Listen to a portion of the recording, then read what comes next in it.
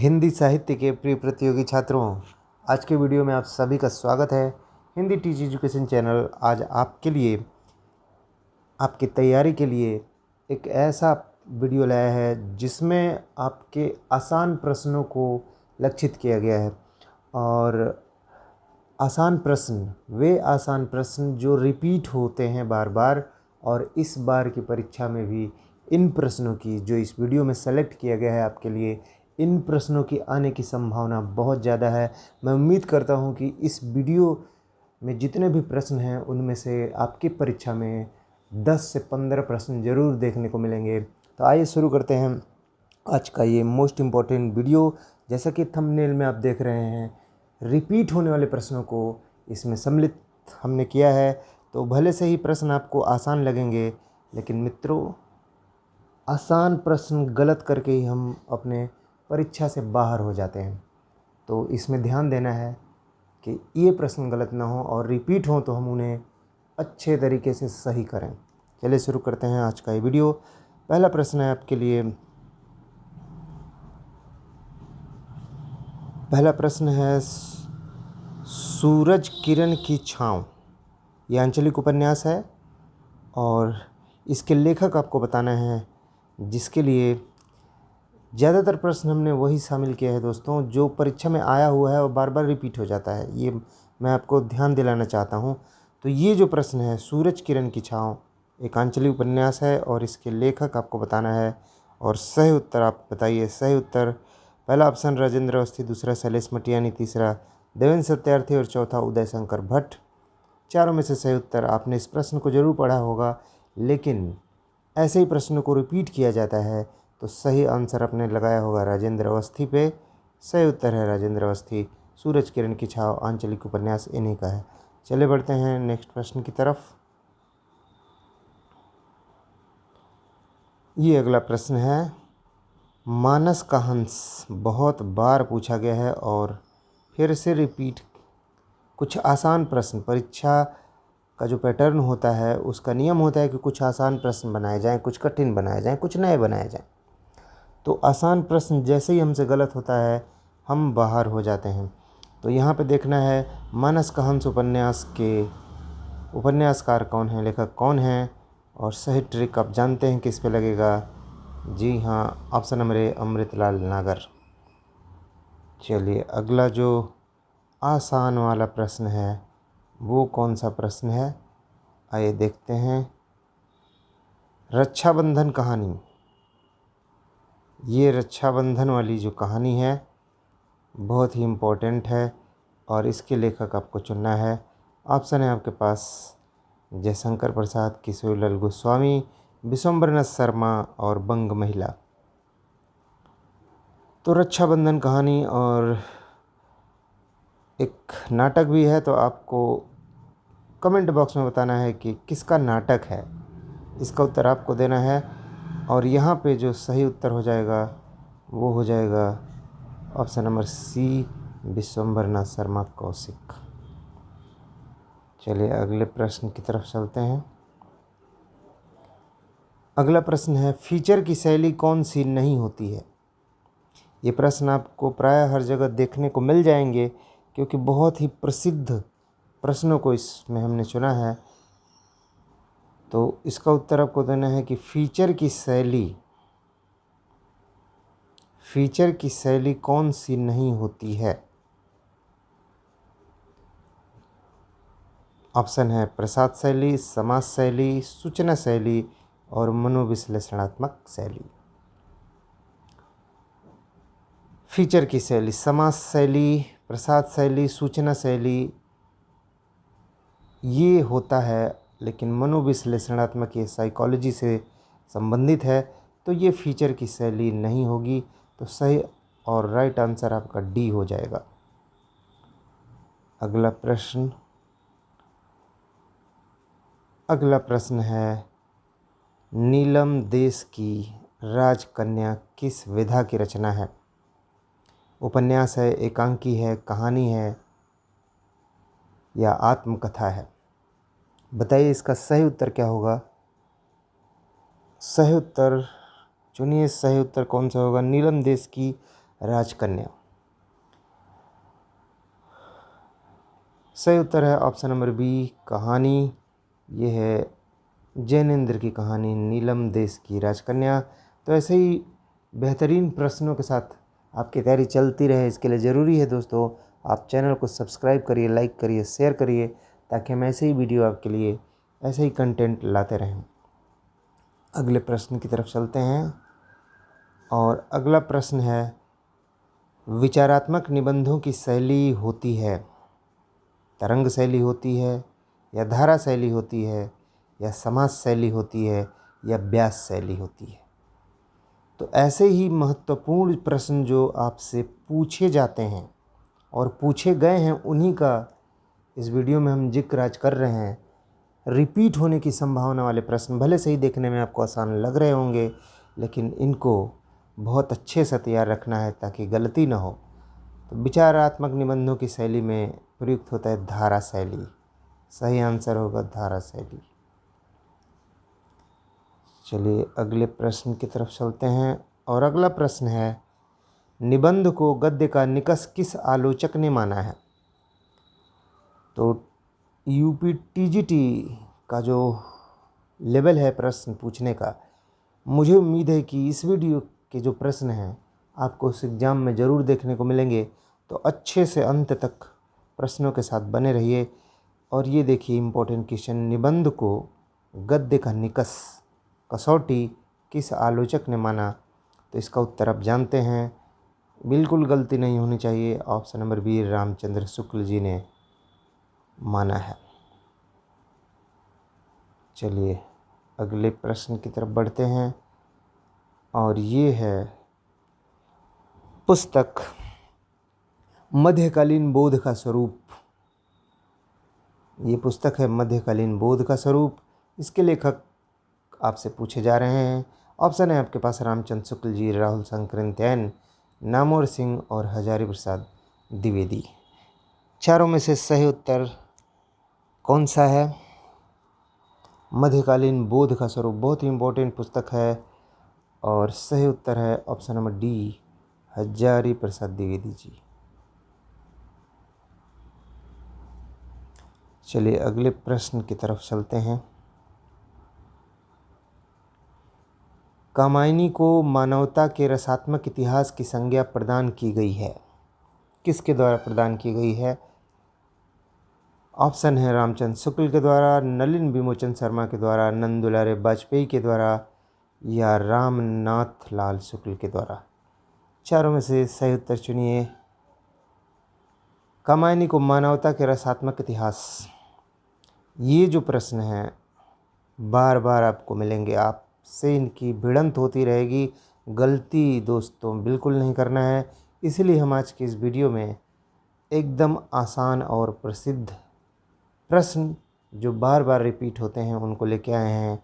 और इसी बीच आपका सही उत्तर है नंद दुलारे वाजपेयी जी। इन्होंने कहा था कामायनी मानवता के रसात्मक इतिहास की संज्ञा इन्होंने उसे दी थी। चलिए बढ़ते हैं अगले प्रश्न की तरफ। अगला प्रश्न ये देखिए, हिंदी की प्रथम दलित आत्मकथा, किस पे ट्रिक लगाएंगे आप? दो ऑप्शन आपके करीब आपको नज़र आ रहे होंगे, पहला अपने अपने पिंजरे और दूसरा जूठन।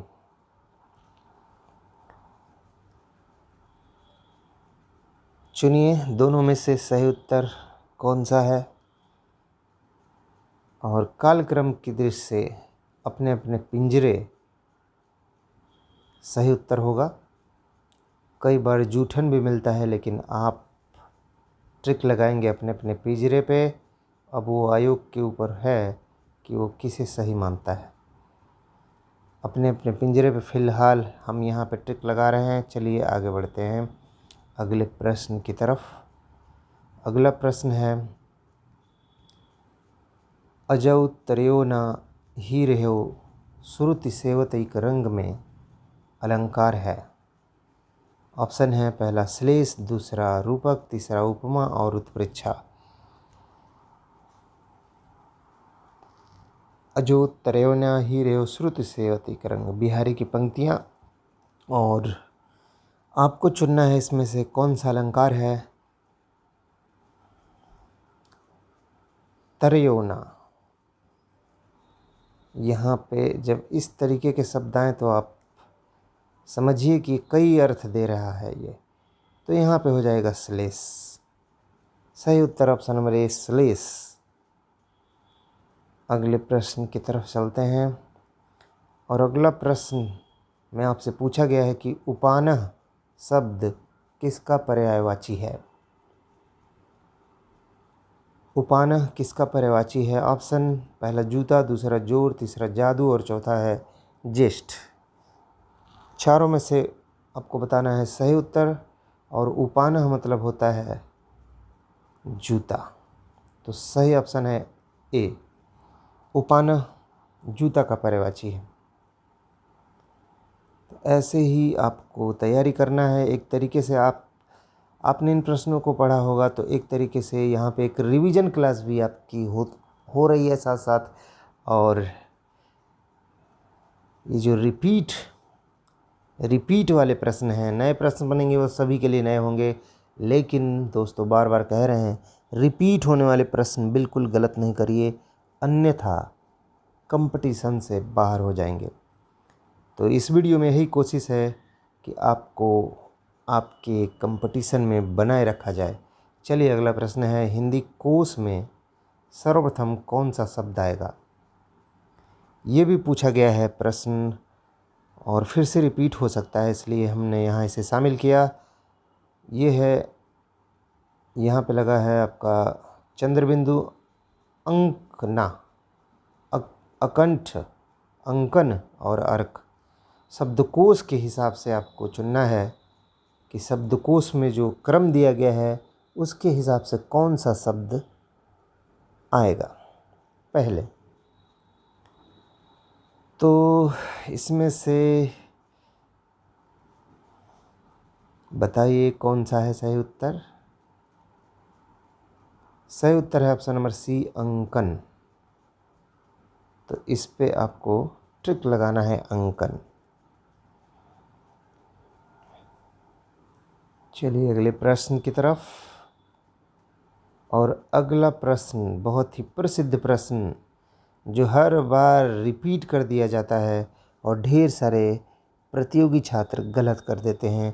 तो ऐसा नहीं करना है आपको, बिल्कुल इसे रीतिकाल को श्रृंगार काल नाम जिसने दिया है वो हैं आपके विश्वनाथ प्रसाद मिश्र जी।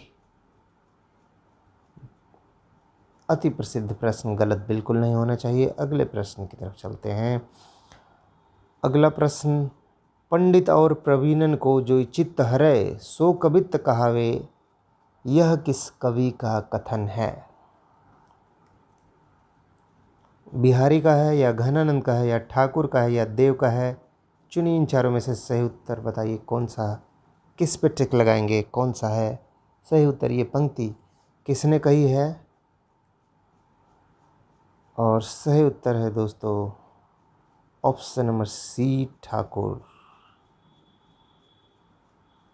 ठाकुर की ये पंक्तियां हैं। तो जो पंडितों का और प्रवीणों का चित्त हर ले ऐसी कविता, वही कविता कहाने के योग्य है। ये कथन ठाकुर जी का है। गलती बिल्कुल नहीं करेंगे आप। और अगले प्रश्न की तरफ बढ़ते हैं। कविकुल कल्पतरु के रचनाकार कौन हैं। कविकुल कल्पतरु के रचनाकार चुनना है आपको। एक ऑप्शन है देव, दूसरा केशवदास, तीसरा चिंतामणि और चौथा भिखारीदास। चारों में से आपको सही उत्तर कवि कल्पतरु।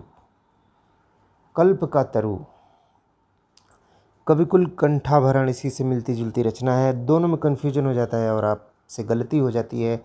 यहाँ पे आपको कोरिलेट करना है, कन्फ्यूजन नहीं करना है। मणि जो होगी, मणि ऐसा कल्प का वृक्ष जो होता है, उसी के वृक्ष में तरु में मणि उगती है। ये पृथ्वी वाला पेड़ नहीं है। पृथ्वी के पेड़ों पर क्या उगता है? फल उगते हैं। लेकिन जो कल्प अर्थात स्वर्गलोक का जो तरु है, कल्पतरु वृक्ष, उस पे मणि उगती है। आपको ऐसे कोरिलेट कर लेना है और गलती बिल्कुल नहीं करनी है।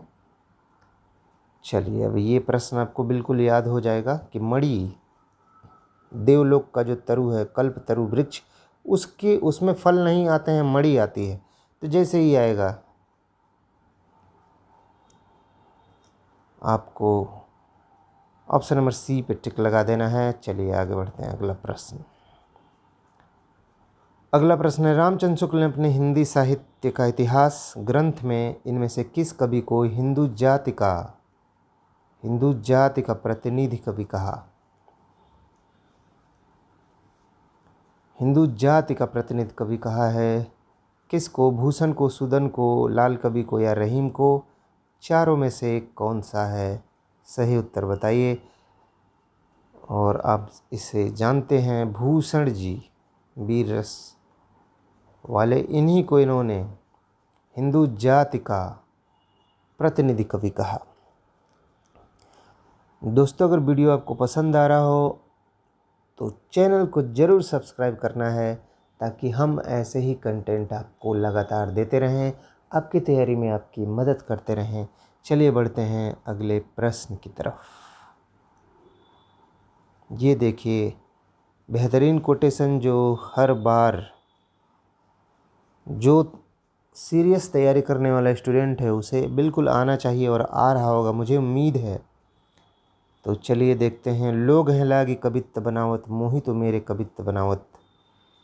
ये जो पंक्ति है बहुत ही प्रसिद्ध पंक्ति है, और इस जिसके लिए आपके पास ऑप्शन केशवदास, मतीराम, नंददास और घनानंद। तो आपने अब तक चुन लिया होगा, सही आंसर है घनानंद। चलिए अगले प्रश्न की तरफ। ये रचना बार बार पूछी गई है और उज्ज्वल नीलमणि के रचयिता आपसे पूछे जा रहे हैं। ऑप्शन है रूप गोस्वामी, विठलनाथ, वल्लभाचार्य और मध्वाचार्य। चारों में से सही उत्तर उज्ज्वल नीलमणि। ये है सही उत्तर, रूप गोस्वामी, उज्ज्वल नीलमणि। तो ऐसे ही आपको सेलेक्टिव प्रश्न पढ़ना है ताकि आपसे बीट न हो जाए एग्ज़ाम। सिलेक्शन करना बहुत ज़रूरी है। तो ऐसे ही प्रश्न के साथ आपकी तैयारी चलती रहेगी। चलिए बढ़ते हैं अगले प्रश्न की तरफ। और अगला प्रसिद्ध प्रश्न, मैंने इस वीडियो में कुछ नए प्रश्न या इस तरीके के और कठिन प्रश्न बिल्कुल शामिल नहीं किए हैं। तो आप, मुझे उम्मीद है कि जितने भी प्रश्न हैं सभी का उत्तर बहुत आराम से दे पा रहे होंगे। कमेंट बॉक्स में ज़रूर बताइएगा। अगला प्रश्न है, वल्लभाचार्य का वेदांत सूत्र पर लिखा प्रसिद्ध ग्रंथ कौन सा है? वल्लभाचार्य जी ने जो वेदांत सूत्र पे अपना ग्रंथ लिखा है, उस ग्रंथ का क्या नाम है? पुष्टि मार्ग, रहस्य, आनंद भाष्य, अणु भाष्य या सृष्टि रहस्य? चुनिए, इन चारों में से कौन सा सही उत्तर है? तो वल्लभाचार्य जी की बहुत ही प्रसिद्ध पुस्तक जो बार बार परीक्षाओं में पूछी गई है वो है अणु भाष्य। तो राइट आंसर है यहाँ पे अणु भाष्य। चलिए नेक्स्ट प्रश्न है सामने। तुलसीदास ने रामचरितमानस के किस कांड में कलयुग का वर्णन किया है? ऐसे ही प्रश्न आपसे पूछे जाएंगे, इसी पैटर्न के प्रश्न पूछे जाएंगे। तो इस वीडियो को देख करके आप अपनी तैयारी में इसी लेवल के प्रश्नों को जोड़ते जाएंगे। तो रामचरितमानस के किस कांड में कलयुग का वर्णन किया गया है? सही उत्तर चुनिए। सही उत्तर कौन सा है? और सही उत्तर है डी, उत्तरकांड। चलिए आगे बढ़ते हैं नेक्स्ट प्रश्न की तरफ। आचार्य रामचंद्र शुक्ल ने प्रेमाख्यान का परंपरा का प्रथम कवि किसे माना? आचार्य रामचंद्र शुक्ल ने प्रेमाख्यान परंपरा का प्रथम कवि किसे माना? चुनिए इन चारों में से सही उत्तर कौन सा है। सही उत्तर है दोस्तों ऑप्शन नंबर डी, कुतुबुन। आगे बढ़ते हैं, अगले प्रश्न की तरफ चलते हैं। पद्मावत को समासोक्ति किसने कहा है? पद्मावत जयसी की पुस्तक को समासोक्ति किसने कहा? गणपति चंद्र गुप्त ने कहा, या रामचंद्र शुक्ल ने कहा, या माता प्रसाद गुप्त ने, या राम कुमार वर्मा ने? चुनिए सही उत्तर, और सही उत्तर है option number B, Ramchandra Shukla ji. तो इस तरीके की उक्तियाँ आचार्य शुक्ल की ही हैं, तो आपको बिल्कुल कंफ्यूज नहीं होना है और ऐसे ही प्रश्नों को बिल्कुल कॉन्सेप्ट के साथ तैयार करना है। चलिए बढ़ते हैं अगले प्रश्न की तरफ। पद्मावत में गुरु का प्रतीक, ये बहुत ही अब प्रसिद्ध प्रश्न बन चुका है और इसे रिपीट किया जा सकता है, जिसका उत्तर आपको पता है। गुरु का प्रतीक वो सुग्गा या सुआ है या तोता। चलिए बढ़ते हैं अगले प्रश्न की तरफ। अगला प्रश्न, सूफी साधना के 4 पड़ाव में इनमें से कौन सा नहीं है?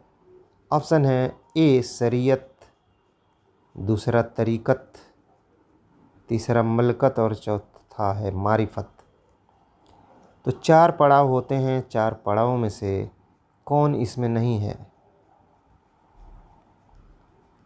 तो ये ऑप्शन डिफरेंट है, ये नहीं है। बाकी शरीयत, तरीक़त, मारिफत और मलकत नहीं है, इसकी जगह पे मित्रों है हकीकत। तो इसे आप याद रखिएगा, बार बार पूछा जाता है। चलिए बढ़ते हैं नेक्स्ट प्रश्न की तरफ। अगला प्रश्न है, चंडी चरित्र किसकी विशिष्ट रचना है? ऑप्शन है गुरु गोविंद सिंह, अर्जुन सिंह, रामदास और अंगद। बहुत ही प्रसिद्ध रचना है, कई मर्तबे आपको एग्जाम में दिखाई दी है और सही उत्तर है चंडी चरित्र गुरु गोविंद सिंह ने लिखा है, उनकी विशिष्ट रचना है गुरु गोविंद सिंह की। बढ़ते हैं अगले प्रश्न पे और प्रश्न है, सबंगी रचना किसकी है? सबंगी रचना किसकी है? सबंगी रचना है रज्जब की, ऑप्शन नंबर डी सही होगा। बढ़ते हैं आगे और ये देखिए अगला प्रश्न है, तुम जिन जानो गीत है यह निज ब्रह्म विचार, किसने कहा? किसकी पंक्तियां हैं? उत्तर आपको बताना है। ऑप्शन है कबीर, रैदास, सूरदास, तुलसीदास। 4 ऑप्शन हैं, तुम जिन जानो गीत है यह निज ब्रह्म विचार। तो आप जिसे गीत समझ रहे हैं ये ब्रह्म का विचार है, हल्के में नहीं लीजिएगा। ये बात कबीरदास बोलते हैं, आप जानते हैं। आंसर है ए कबीरदास। अगला प्रश्न कबीरदास से ही है अगला प्रश्न, और प्रश्न है, कबीरदास के काव्य में विद्यमान भावात्मक रहस्यवाद की झलक का कारण क्या है? मतलब भावात्मक रहस्यवाद ये कई बार परीक्षा में पूछा जा चुका है। यहाँ पे थोड़ा सा प्रश्न घुमाया है, लेकिन वही प्रश्न है कि कबीर में जो रहस्यवाद है वो किसकी देन है या किसके प्रभाव से है? तो आप जानते हैं सूफियों के प्रभाव से है। सूफी सत्संग का प्रभाव उनके ऊपर जो पड़ा था, तो उनका रहस्यवाद कुछ इस तरीके का है। सही आंसर हो जाएगा ऑप्शन नंबर बी। और अगले प्रश्न की तरफ चलते हैं। अगला प्रश्न है, बहुत ही सुंदर पंक्तियां हैं और बार बार आती हैं। प्रभु जी तुम चंदन हम पानी, जाके संग अंग अंग बास समानी। तो ये काव्य पंक्ति किसकी है? ऑप्शन हैं दादू, रैदास, कबीर और नानक। प्रभु जी तुम चंदन हम पानी, सही उत्तर है, जान रहे होंगे आप सही उत्तर, ऑप्शन नंबर बी रैदास। प्रभु जी तुम चंदन हम पानी, रैदास जी मर गए हम ही बानी। इस तरीके से आप सेट करके पंक्ति को हरदम याद कर सकते हैं। अगले प्रश्न की तरफ बढ़ते हैं। अगला प्रश्न कह रहा है, कौन सी प्रवृत्ति है जो संत काव्य में नहीं है?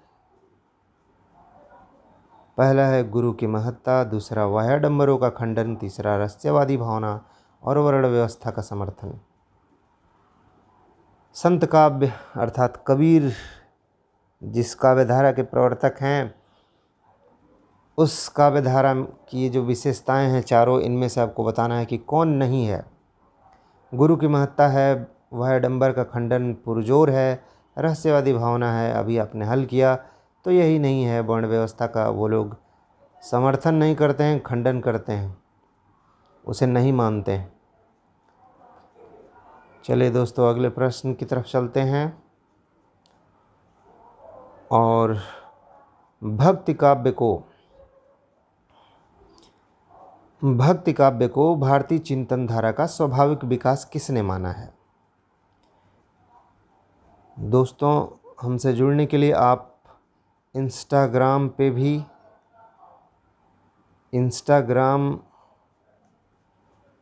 टेलीग्राम सब पे इसी नाम से हिंदी टीच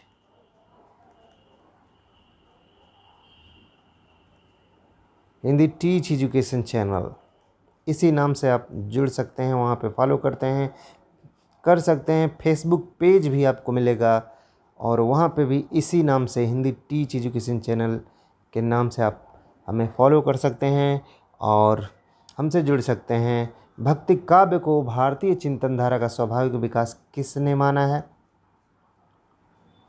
बहुत ही इम्पोर्टेंट प्रश्न है, बार बार आपसे पूछा गया है और रिपीट होने की संभावना बहुत ज़्यादा है। सही आंसर है हजारी प्रसाद द्विवेदी जी। यही हैं जो आचार्य शुक्ल की मान्यताओं का खंडन करते हैं और भारतीय हिंदी साहित्य जो है उसे भारतीय चिंतन धारा का विकास के क्रम में बताते हैं, स्थापित करते हैं। अगले प्रश्न की तरफ चलते हैं। और आपकी कोई भी इस वीडियो से संबंधित प्रश्न, संबंधित तैयारी से संबंधित कोई भी प्रश्न हो तो आप व्हाट्सअप भी कर सकते हैं, जिसका हम आपकी समस्या का निराकरण करेंगे। व्हाट्सअप कर सकते हैं, नंबर है 9454731145। चलिए आगे बढ़ते हैं। प्रश्न है, भ्रमर गुफा के लिए दूसरा उपयुक्त नाम आपको चुनना है। ऑप्शन है ब्रह्मरंध्र, हृदयेश, नाभिचक्र, मूलाधार।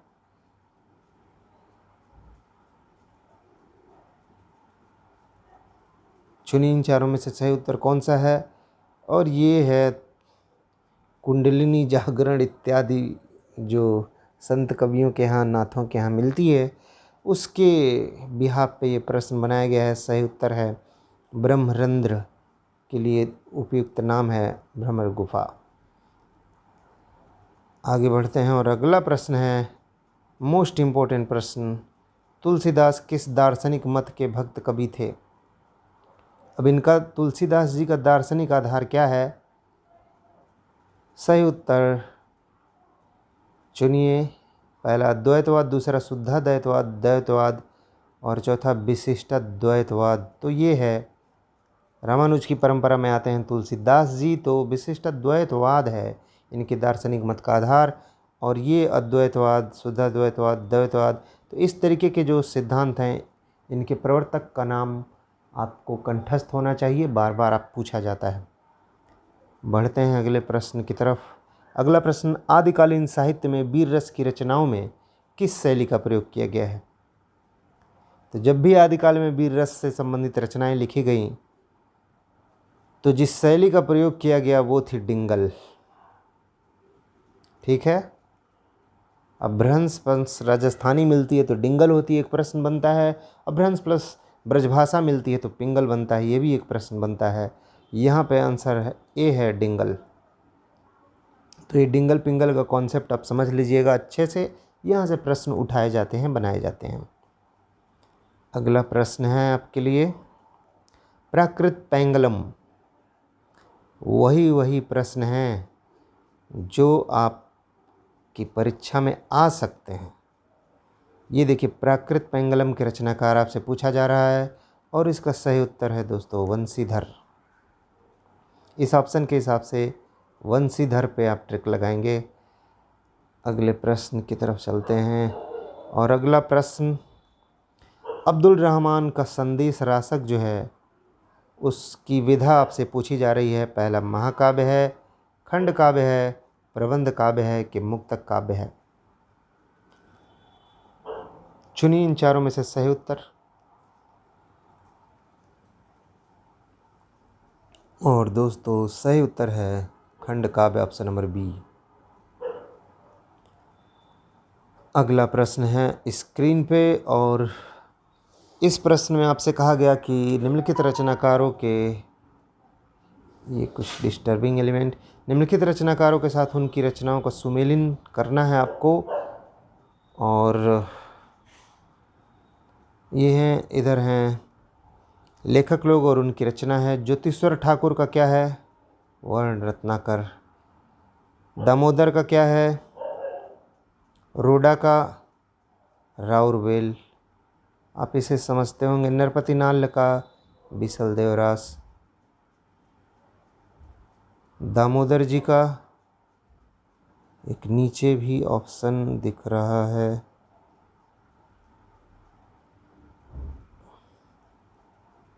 उक्त व्यक्ति प्रकरण।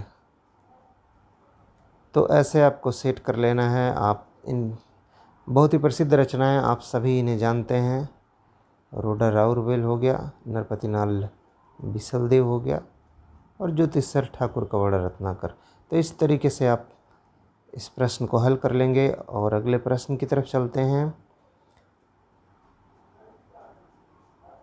चलिए ये प्रश्न सॉल्व करते हैं। और खुसरो की पहेलियाँ किस में हैं? हिंदवी में। कीर्तिलता किस में है? अपभ्रंश में जाएगी। और विजयपाल रासो जाएगी संध्या भाषा में। और चर्या गीत कुछ गड़बड़ हो रहा है। चर्या गीत संध्या भाषा में जाएगी। विजयपाल रासो जो है वो अपभ्रंश में जाएगी। और कीर्तिलता जो है ये मैथिली में जाएगी। ठीक है, अब क्लियर है। खुसरो जी हिंदी लिखते हैं और मैथिली भाषा विद्यापति जी की है। चर्या गीत संध्या भाषा है और ये रासो काव्य अपभ्रंश में थे। चलिए क्लियर है, आगे बढ़ते हैं। प्रकृताभास हिंदी से आप क्या समझते हैं? ये प्रश्न कई बार आया है और यहाँ पे कन्फ्यूजन नहीं होना है। प्रकृताभास हिंदी से आशय क्या है आपका? अपभ्रंश, प्राकृत, हिंदी और पाली। चुनिए इन चारों में से सही उत्तर। आपको बताना है इसका सही उत्तर क्या है। प्रकृताभास। तो ऐसे प्रश्नों को हम हल करेंगे उनके शाब्दिक अर्थ के द्वारा ताकि गलती ना हो। और शाब्दिक अर्थ है आपका प्राकृत का जिसमें आभास मिले। वो कहाँ मिलेगा? प्राकृत का आभास पाली में मिलेगा नहीं, क्योंकि वो पहले की है। प्राकृत खुद ही है, तो वो अपभ्रंश के पास उसका आभास मिलेगा।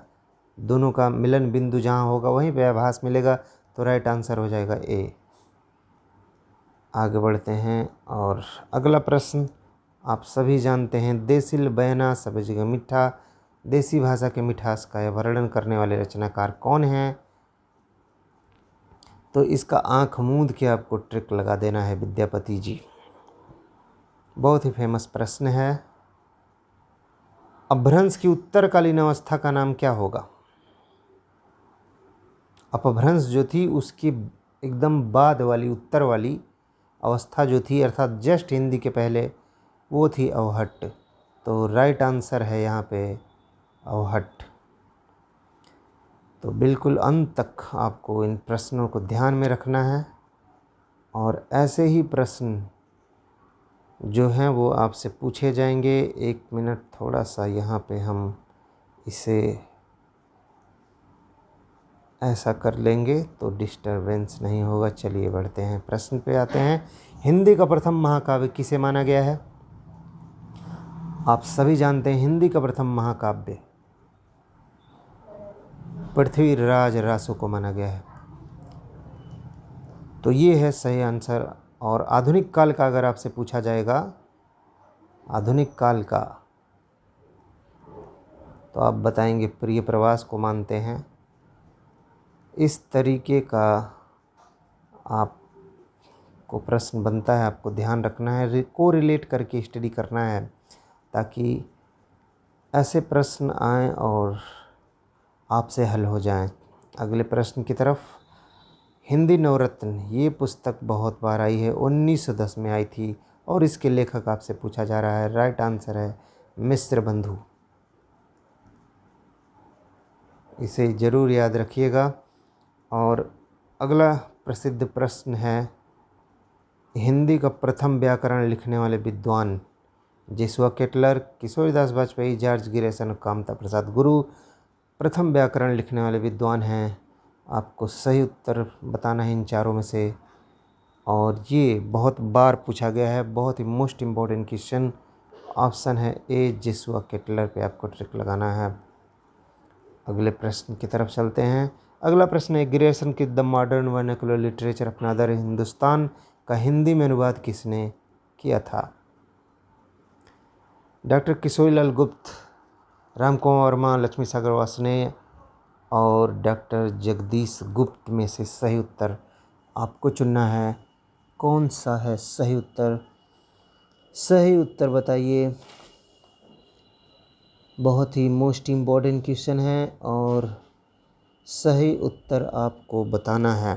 सही उत्तर है ऑप्शन नंबर ए किशोरीलाल गुप्त। आगे बढ़ते हैं और अगला प्रश्न, ये प्रसिद्ध लाइन हिंदी साहित्य की जान है, ज्ञान राशि के संचित कोश का नाम साहित्य है। ये प्रसिद्ध कथन किस मनीषी का है? डॉक्टर हजारी प्रसाद द्विवेदी, पंडित महावीर प्रसाद द्विवेदी, रामचंद्र शुक्ल और डॉक्टर नगेंद्र। चारों में से सही उत्तर ये आपको बिल्कुल जानना चाहिए, गलत बिल्कुल नहीं होना चाहिए। और इसका सही उत्तर महावीर प्रसाद द्विवेदी जी। कन्फ्यूजन नहीं होना है हजारी प्रसाद के साथ। महावीर प्रसाद द्विवेदी जी ज्ञान राशि, यही ज्ञान की बात करते थे। आपको कॉन्सेप्ट याद रखना है। सारे कवि लेखकों को ज्ञान देते रहते थे कि आप साहित्य ऐसे लिखिए। तो महावीर पे ही आपका ट्रिक होना चाहिए, गलत नहीं होना चाहिए। आगे बढ़ते हैं। अगला प्रश्न, हिंदी साहित्य के इतिहास लेखन की परंपरा का सूत्रपात किसने किया था? ये ऐसे प्रश्न हैं जहाँ से प्रश्न बनना श्योर है। तो आपकी परीक्षा में मेरे इस वीडियो से प्रश्न जरूर दिखाई देंगे। तो बहुत ही सीरियस होकर इन प्रश्नों पे आपको ध्यान देना है। और इस प्रश्न का उत्तर आप जानते हैं, इतिहास लेखन की परंपरा का सूत्रपात 1187।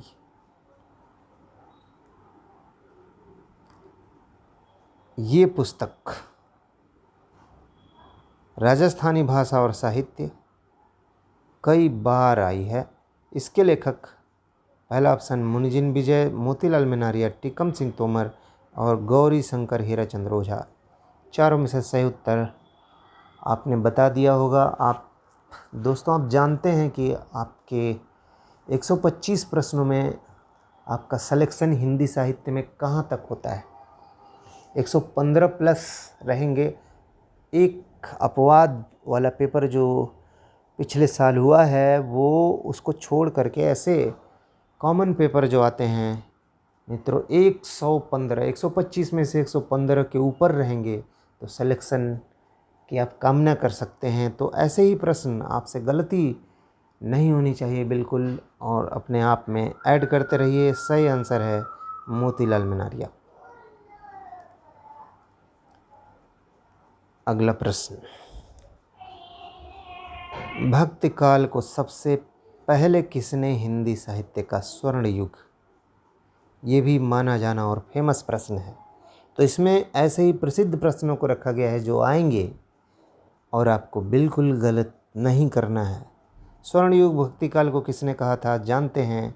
प्रसिद्ध प्रश्न है और सही उत्तर है जॉर्ज ग्रियर्सन। तो दोस्तों अगले प्रश्न की तरफ चलते हैं और ये है ओम जय जगदीश हरे। प्रसिद्ध पंक्ति कई बार आई है और आने की संभावना है।